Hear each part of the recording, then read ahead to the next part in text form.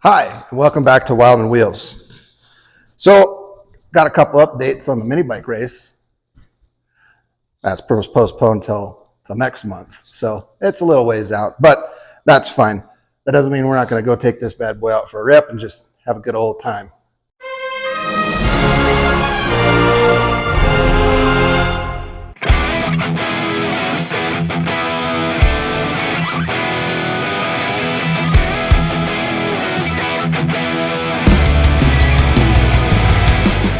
We get the carburetor tuned up, finally got all the jets in, and I think I'm going to go a little more in depth on the carburetor tuning. Eli mentioned him last video. He helped me get the Mikuni tuned in, and he enlightened me and all the things Mikuni that I didn't understand. So I'm going to try to more thoroughly explain to you the jet processes and the tuning and knowing when you need to move jets and what jets you need to move up to and all the little nuances. There's nuances with this carburetor. So, and then we got the bigger sprocket. We got the 62 sprocket. Okay. So we have our carburetor here, engine side, air filter side, right?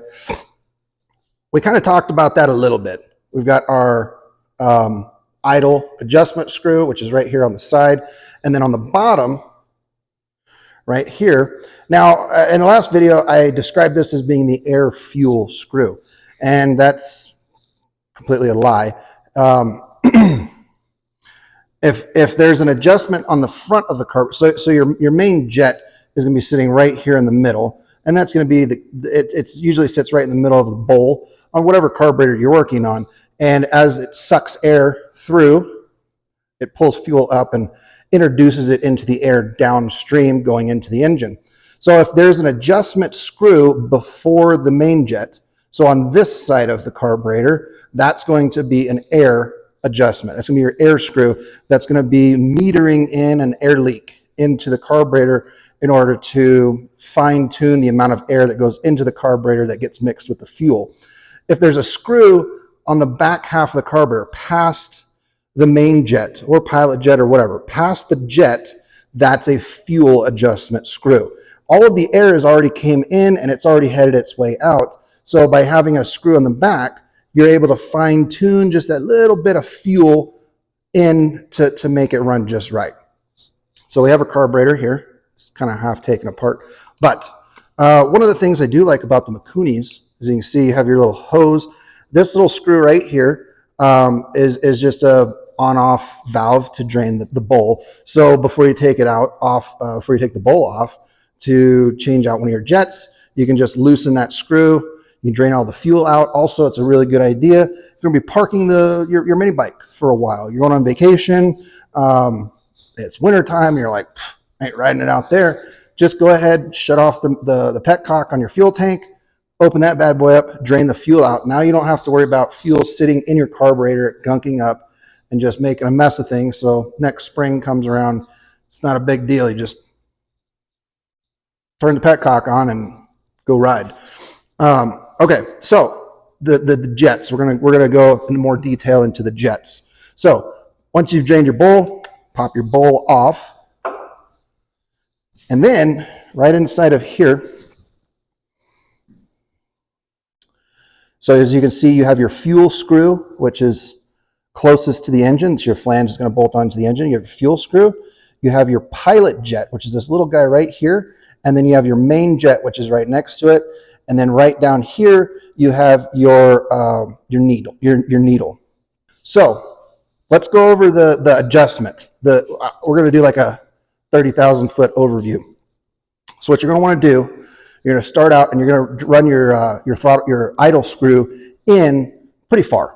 You're going to want, when you go to start tuning, put a brand new carburetor on something and you know this thing's going to be way off.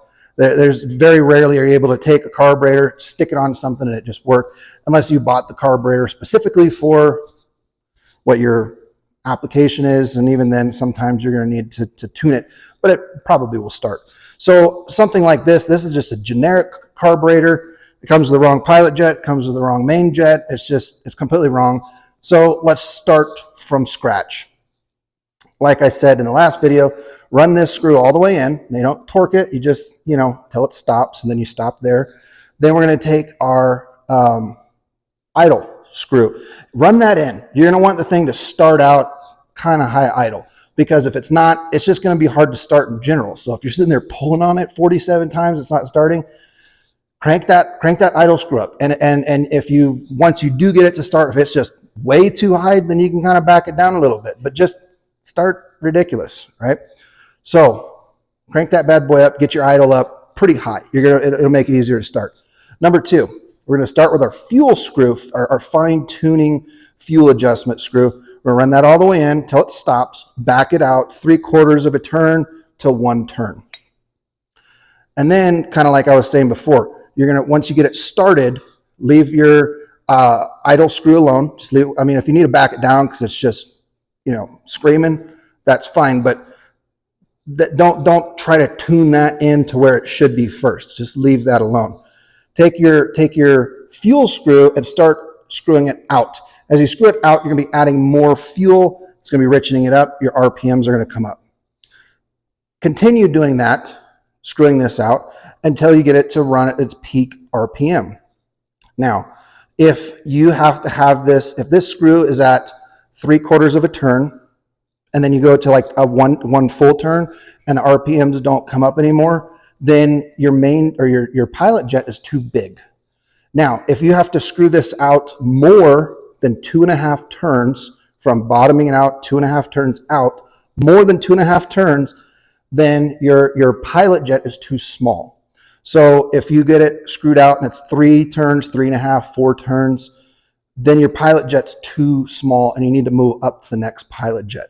So that's where you would unscrew this guy, take it out, put the next size in, set this back to 0, screw out to 3/4 of a turn, get the bike to start, and then adjust until it reaches its highest peak RPMs. How many turns was that? Did you go from 3.5 turns to 3 turns? Okay, bump it up another one. And you want it to be between the 3/4 of a turn and 2.5 turns. If you start getting close to the 2 turns or a little bit more than that, you probably want to start thinking about moving up to another pilot jet. But maybe the pilot jet set that you have is all you got. You got the biggest one in there, and you go, it's 3 turns. It's what I got. Now, you are leaving some performance on the table if you do that, but you can make it work. Then, the main jet. The main jet, the only time the main jet is used in this carburetor is when you're at between 75% and 100% throttle. Other than that, it's not being used at all. Like, at all. The entire thing's just running off of your pilot jet. That's it. So the pilot jet, it phases. It phases. It goes from the pilot jet, it goes from your idle circuit to your pilot jet to your main jet, and it kind of feathers its way through the 3 different stages. But you're not going to know what main jet you need until you can get that thing out flat, wide open road, wide open throttle. And obviously, if it's bogging, if it's not even getting up to 100% RPMs, well, then you're just right off the bat, you're not getting enough fuel. And that's kind of where I was with this guy. All right, so got my little gallon jug drain pan here.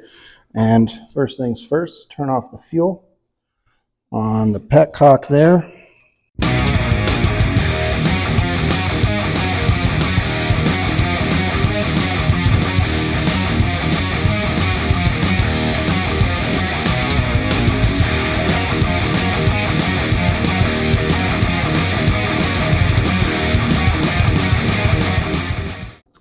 All it takes is you just have to understand how it works. Once you understand how the carburetor works, it's really not that bad. And you can literally just keep, like, especially for like this little Mikuni, you can keep a pocket screwdriver like this with you in your riding bag and change elevation, change whatever you need, and just you're ready to rock and roll. Now, if you're gonna make a big elevational change, thousands of feet, maybe you live down at a couple thousand feet, and then you're going to go out to Glamis, or maybe you live up, in the mountains and you're going to go down to Glamis or something like that, and there's a big elevation change, well, then you're going to probably want to go ahead and bring a handful of jets with you. And that's where buying that big kit of jets comes in handy because, and you can see, you'll see here when we're doing this, changing out the jets is, we're halfway done.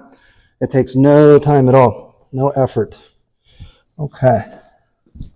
So let's get you out of the way. Go in here, let's go ahead and pop this pilot jet out first.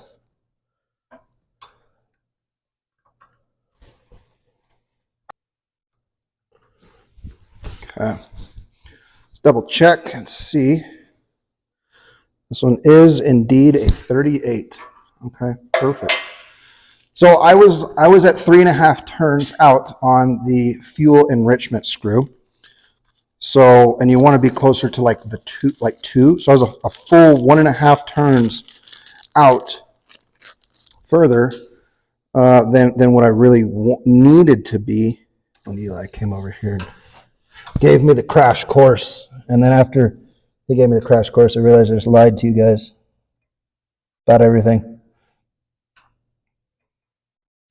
I did a little, online research, and you find 47 different opinions on stuff, and then you go, well, let's just pick one and go with it. Oh, okay. So see how the stem right here is wanting to come with it? We don't want that. So we're going to take a little adjustable hammer right here. And we're going to use that to hold on to the stem. And we'll use our little screwdriver here.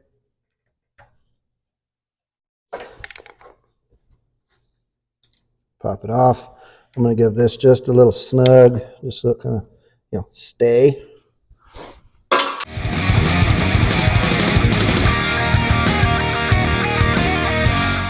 Okay, now we're going to go ahead and take our fuel enrichment screw here in the front. I'm going to turn that all the way in to the 0 position.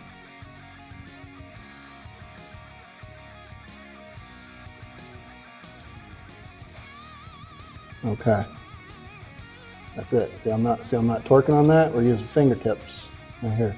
Okay, now that we got that there, let's go. There's a 1/2 turn. There's 3/4 of a turn. Right there.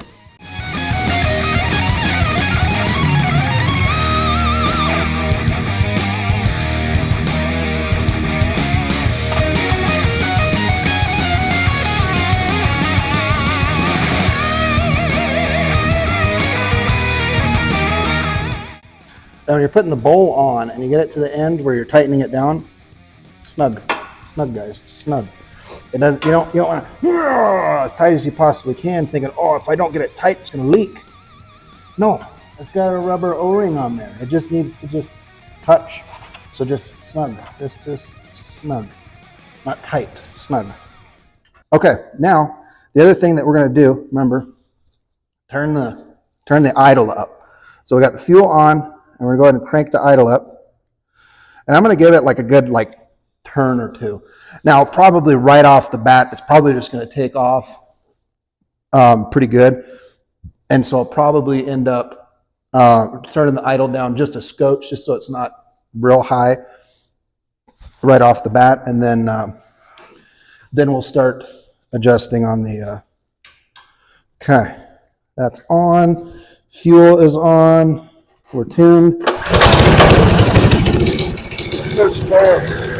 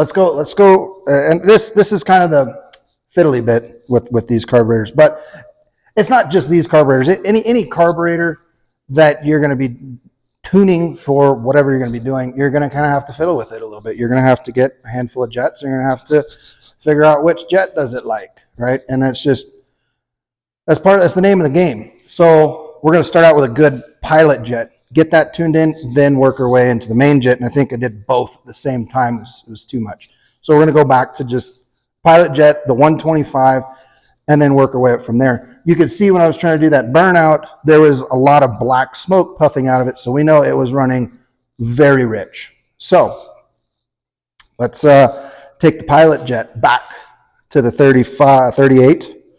This one's actually 37 and a half. So it's slightly smaller than the last one, but this one's not plugged. Okay, tuning round 47. You're on.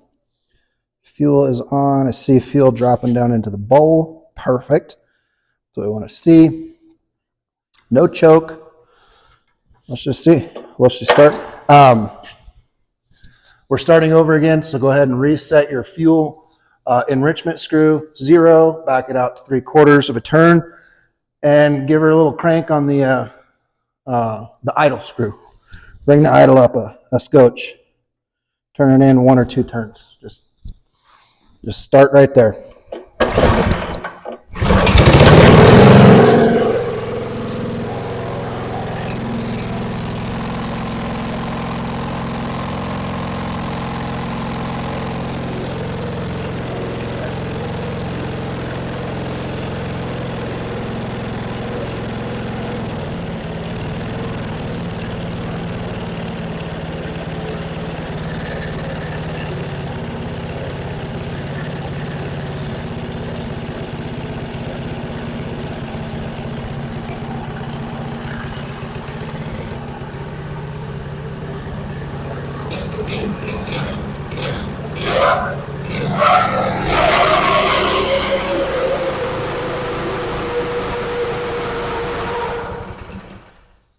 I'm seeing black smoke.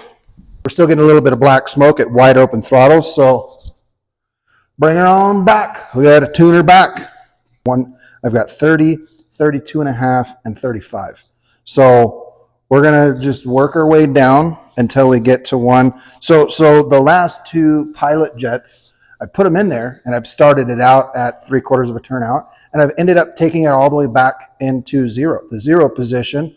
And it's actually ran better at that position. So that tells me that the pilot jet is too large. I don't need to add any additional fuel past the pilot jet, because the pilot jet by itself is already adding more than enough fuel. So we're going to keep bringing the pilot jet down. Once we get the pilot jet down, and we can, and that's why there's that fuel additive screw there at the end, is so you can have basically you want the pilot jet to be running wide open, basically metered wide open, and then you're able to just fine tune the last little bit to get it to where it needs to be. So you're basically taking it, like, let's say a 30, let's say your pilot jet that works for you is a 30, but it actually needs 31 or 31 and a half, right? And so you're adding that 1 or 1 and a half with the screw and fine tuning it into that spot, because maybe a 32 is too much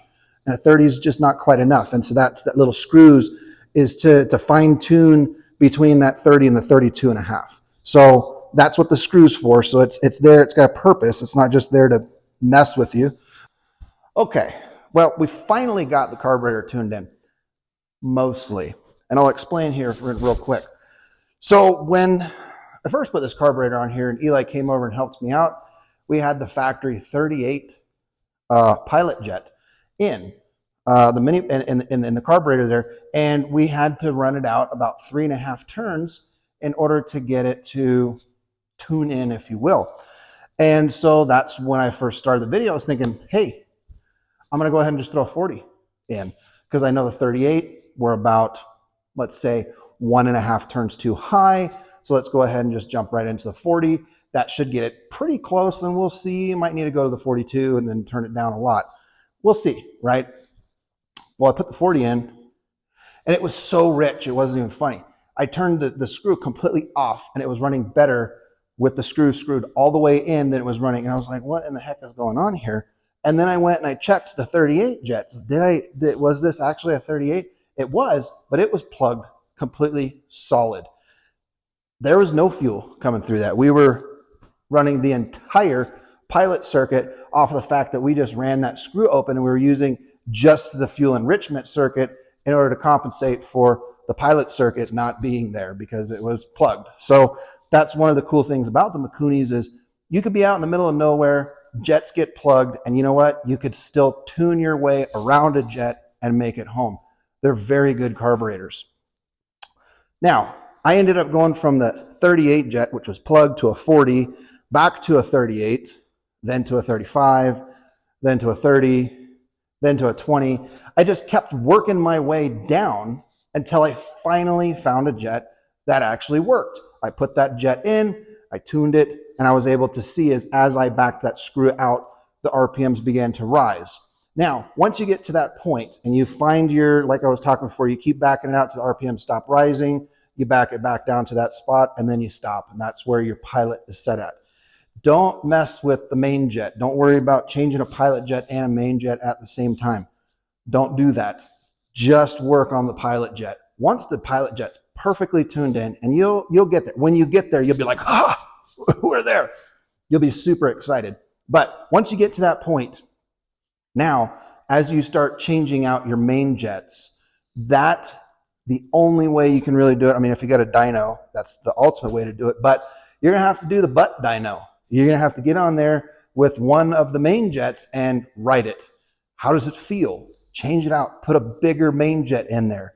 Write it. Do I see black smoke when I'm wide open throttle? How does it feel? Does it feel like it has more power or less power? Does it feel stronger? Does it pulling harder?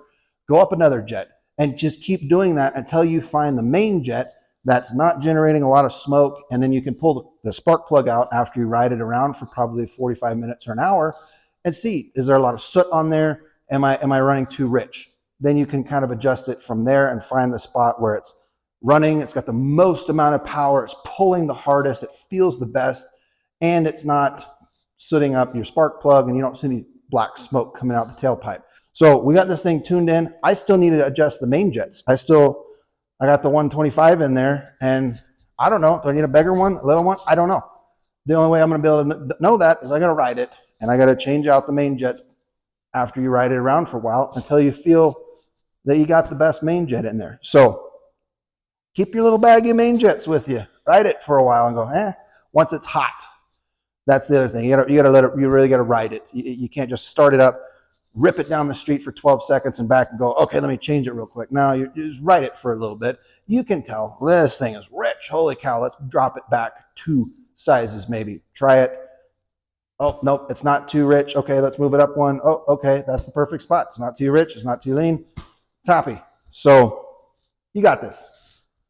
I have faith in you. All right. It's time to get the Sprocket. The 60-tooth. This bad boy right here. Let's get her swapped out.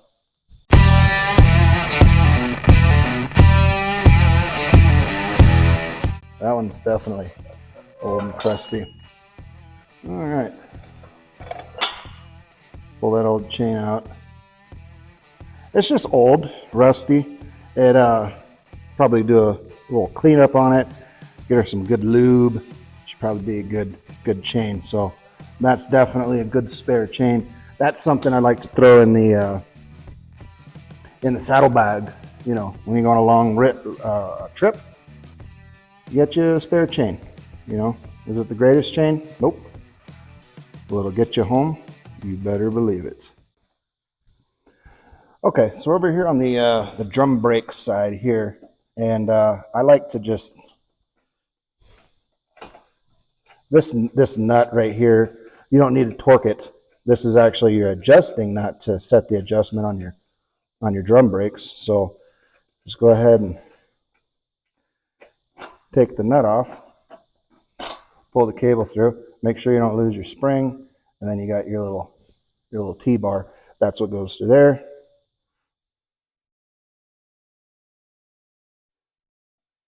Stick your nut back on there so you don't lose any of your goodies, and then you're ready to rock and roll. Okay, so we do have one more little nut and bolt right here. There's this little reaction arm. You can't see it's behind the frame here, but this reaction arm that connects to the actual brake assembly. Your drum is here on the wheel, and then you got your brake assembly, which is this aluminum piece here. It's got your little arm, and then there's a reaction arm that bolts right up here onto the frame. So we're going to take that off. All right. So on my bike, it's 14 millimeter. Now, the thing is with a lot of these old mini bikes like this, they've been, you know,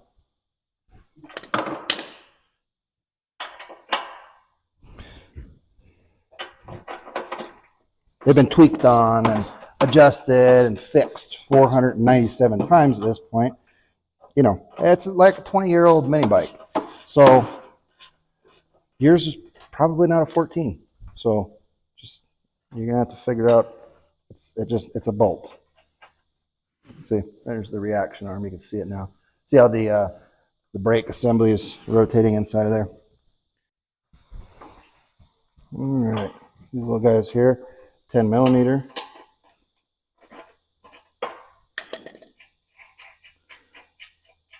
See how that guy wasn't even really all that tight, and that's fine. It doesn't need to be all that tight. There's not a lot of torque going on there. It's just to set the tire.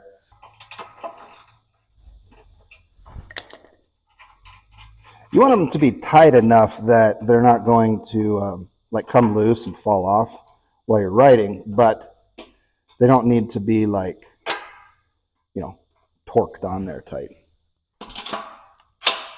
19 millimeter, also known as metric 3/4.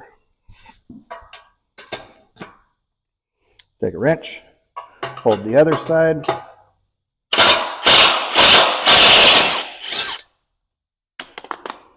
There she goes. See how it moved? Now we can go ahead and pull these guys off, and then the same on this side. Now, all right, we got our aluminum punch here because we don't want to damage that, and we'd rather damage this. So that's why this is made out of aluminum. It's nice soft metal. Maybe. There she goes. Okay, well, it's halfway out. Probably go out on a limb and say she needs a little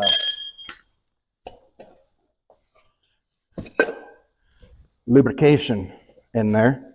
Here's what the brakes look like. They just plop right out, and you got your little lever, and it just pushes the shoes out. These were brand new. They probably only got maybe 100 miles on them. As you can see, they're looking pretty good. I will go ahead and, before we put this together, use a little brake clean. We'll clean these up, clean up the drum a little bit, make sure that's all nice and clean, and then that just literally just sits on the drum. The axle shaft looks pretty good.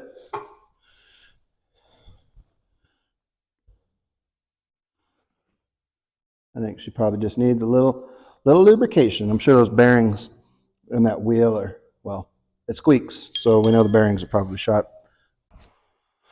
All right, got her up here. You can see the old riding lawnmower back there. Just went out and mowed the lawn this weekend with it. It's working great.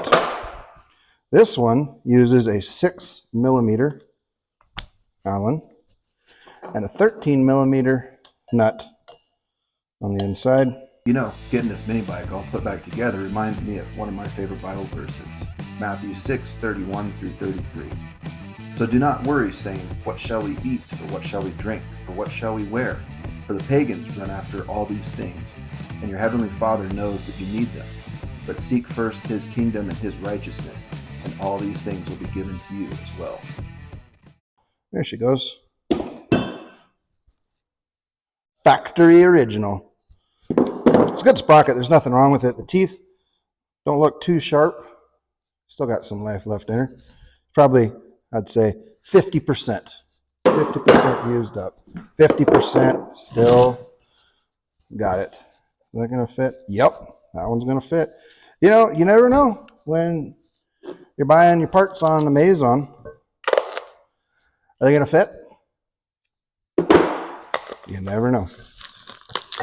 Okay. It's the old 60 toother. Okay.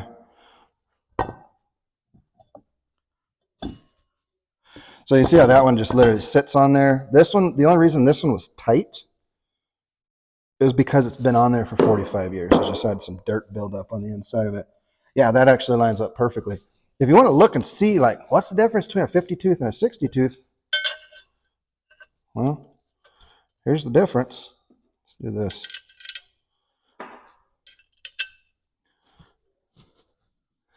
It's fairly a lot bigger. And then gear drives, you know. So bigger in the back and smaller in the front, you get a, you know, more torque. Increased torque, reduced top speed. Let's grab the hardware for this, which, like I was saying before, I'm perfectly fine with. I don't need to go 93 miles an hour. All right. 1, 2, 3, 4. Looks like some pretty respectable hardware.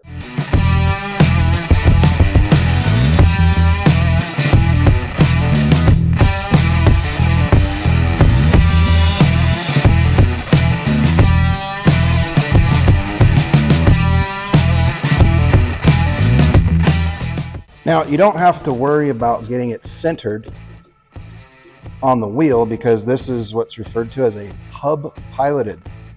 So it's just the hub centers the sprocket.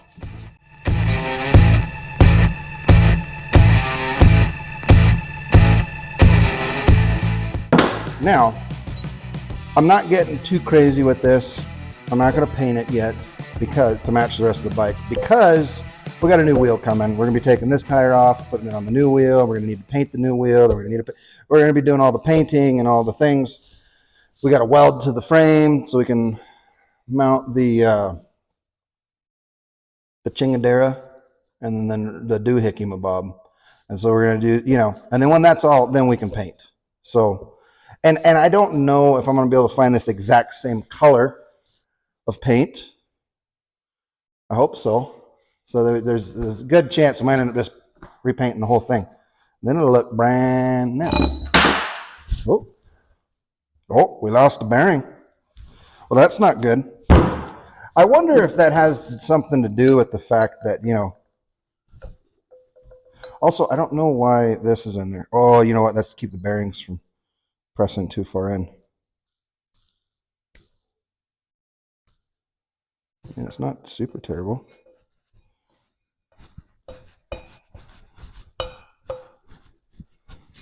Ah, I forgot to put it in with this. I gotta have this in there first. Dang it.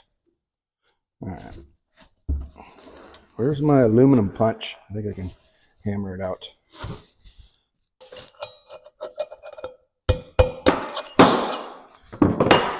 Okay. Let's clean up these brakes here real quick. Now, like I said, this whole everything I'm doing right now is going to last like a week. Like this weekend, when the new wheel shows up, and I can go ahead and, you know, upgrade on it.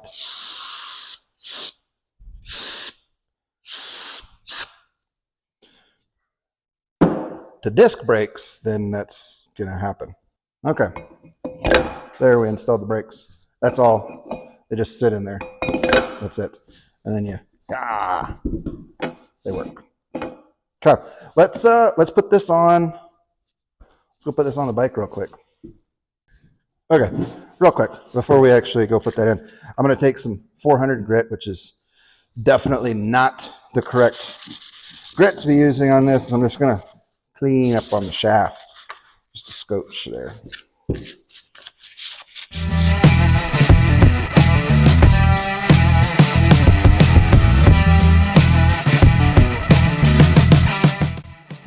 There.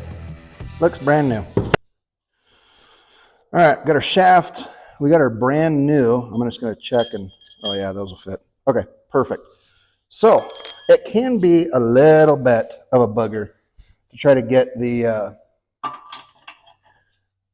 axle shaft, because you got that tube in the middle and you got to, you know, get it into the tube, and then you can work your way around, and brakes are, it can be a little bit.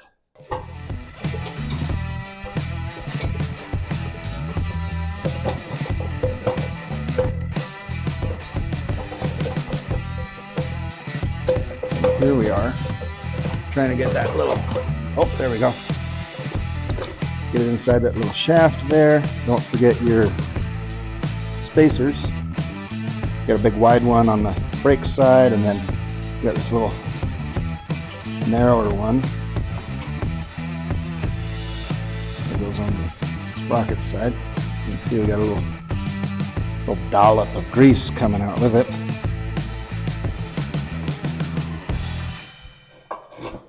And that's fine. Okay. Grease on everything. So these do have a little bit of a bend to them. You want to put the, I guess the way you're looking at it right now, the high side goes in towards, you don't want to put it the other way. Goes in here. Perfect. Same thing on the other side. Okay.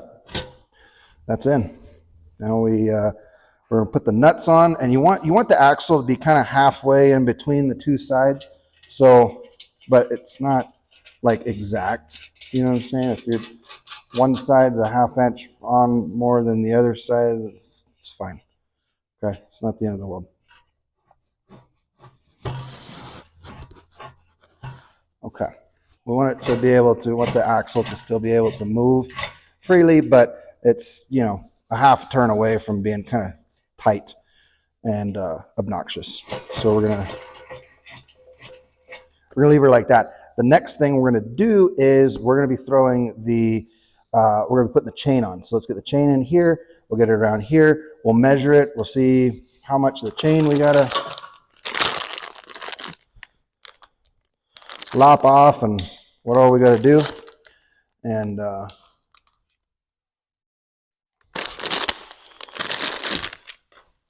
look at that, nice brand new chain. All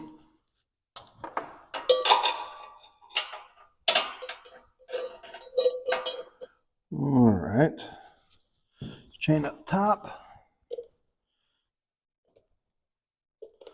chain around the back. Uh-oh. 1, 2, 3, 4, 5, 6.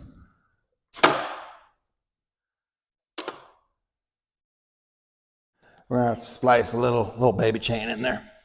Now, I will tell you right now, I have never used one of these guys before in my life. So I have no idea. Okay, looks like we can adjust for different chain sizes too. It's probably like a, you know, one of those, rotate you around so you can see what we're doing here. It's one of those, you know, universal doohickey bobs. All right, 1, 2, 3, 4, 5, 6. So that's where we need to put it right.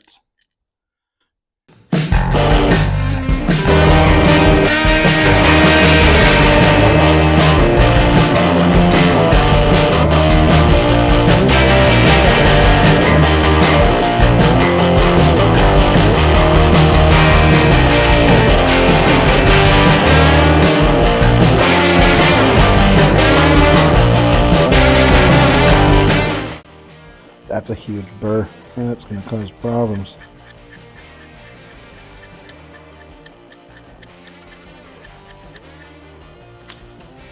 So what I found is right here you got your the side that the pin's going to be coming out of. If you look inside of there, look at the size of that burr.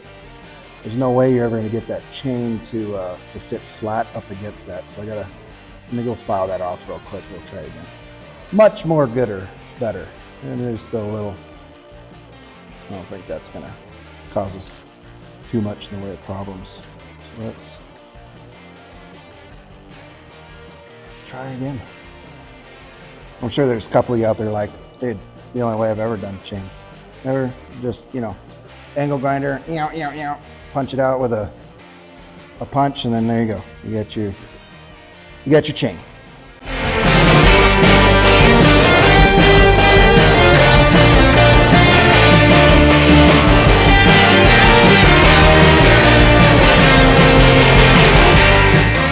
There it goes.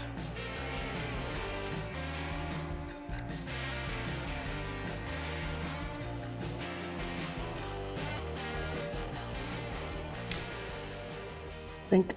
There she goes. All right, well.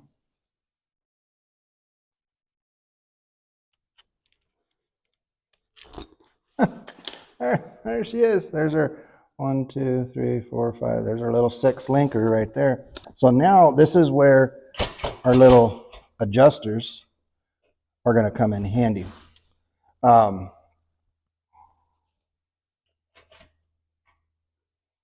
So let's get these guys going. The side you're going to want to start on, rotate. The side you're going to want to start on is the side that has a sprocket and the chain. Okay. So we're going to do it this side. We're going to run this side in until we get our chain tension where we want it. See how much slop we got there? We don't want that much slop. So we're going to push this side back, and you can see the chain kind of tightening up down there. Now you don't need the chain tight, like tight. You probably do, because this is a brand new chain. It's going to stretch 47 feet. But we do want, we're pretty close there. Let's give her another turn or two. Okay, that's a little bit on the tight side. Now what we're going to do is we're going to sit back here, the very back of the bike, looking forward. And you want to look down the chain with your eyeball. Now I can see that the chain's got like a in it. So I'm going to move the passenger side, or the opposite side, and I can see as I move it, I can see the chain go from like a shape like this. It'll go straight, and then it'll kind of go the wrong way. Well, you want to stop where it's straight. So that's where we adjust on the other side. Pull back on it, kind of get her a little bit. I can see there's the slightest little bend in it. So now I'm going to adjust this side. Now by adjust, I mean this nut right here. The one on the end, that's a jam nut. We're not going to mess with that. We're only going to be using the inside bolt here. We're pushing against that tab and trying to pull the whole thing back. So as I'm looking down the chain, trying to get that chain perfectly straight. So we're going to add a little bit of tension on this side, come back and look. Ooh, that's really close. Let's give it another turn. Oh, that's almost flawlessly perfect. Just a scotch more. Yeah, I like it right there. Maybe just a, perfect. Now we tighten these bad dudes down. And then once the main big bolts are tightened down, then we can come by, we'll tighten up these lock nuts right here just to hold the thing so it doesn't fall off, you know, vibration. We got our metric 3/4 on this side, metric 3/4 on this side. And now we're going to run this in until both of our little spacers, we got the little spacer on this side, big spacer on this side. We're going to run those in until it's tight. You don't want your wheel falling off. You know what I'm saying? Mid motorcycle ride. Okay. Just a little tight right now. Okay, so let's put our reaction arm on real quick here.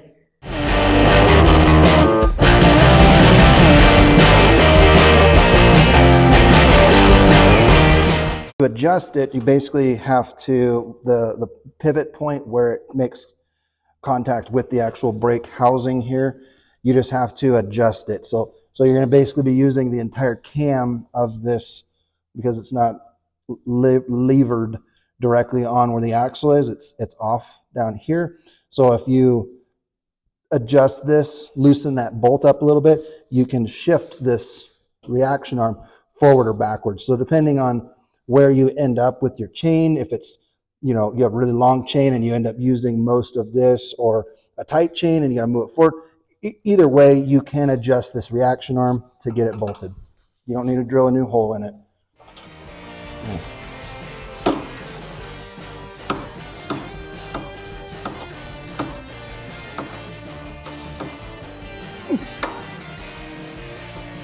Perfect. Okay, so to hook up the brakes, we got our little bar right here with a hole in the middle of it. That's going to go into our yoke, and it's just going to be centered there. We're going to take our spring cable, the threaded end. We're going to make sure that the spring is on the inside right here. We have our nut. Now, can you use any nut? Yeah, you probably could, but you really want to stick with a factory nut. It's just a regular nut. It's got a nice long shouldered stem area on here. And as you can see, it's got a kind of a semi-moon circle cut out, and that goes towards our little bar here that we have in the yoke. Now, is there a right way and a wrong way? I don't know. I go, me, personally, myself, remember, I'm a random guy on the internet, so you do you, okay? But I do this based off of feel, okay? So I like to run this in. You can feel like, how much further do I have to go before the brake shoes are actually engaging? Okay, well, I don't want to, you know, squeeze the brake down all the way, you know, and all the way at the very end, that's when it kind of catches. But I don't want the brakes dragging either. So I do want to physically see some movement, okay? Now, you're gonna have to reach up there and grab the brake handle and see, how does that feel? Does it not feel good? Okay, make it tighter.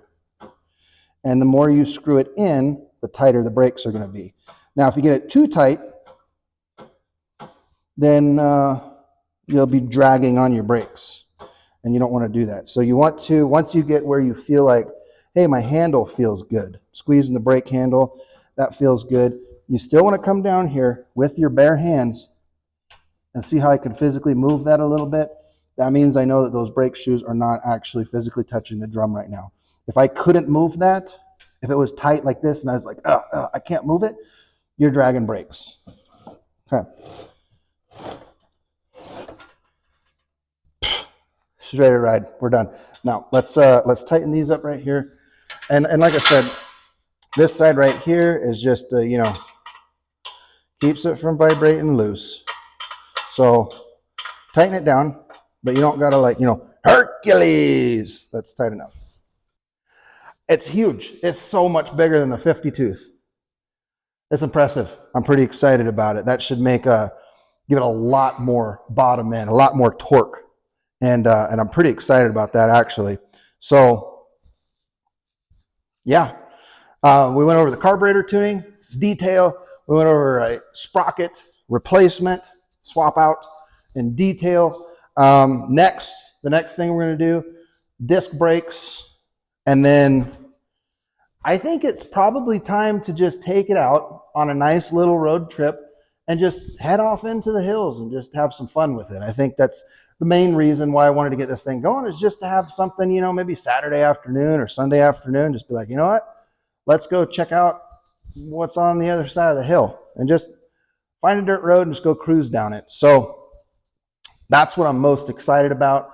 And I think having the bigger gear on there, like I said before, I don't need to go 90 miles an hour, but I think having the extra torque, although the torque converter definitely adds a lot of torque. If you haven't looked into it, if you've just been running just an old-fashioned, you know, go-kart clutch or a mini bike clutch, you know, just the little rattly round thing, really look into getting a torque converter. TAV, it's the Comet TAV, torque averter, not torque converter, torque averter.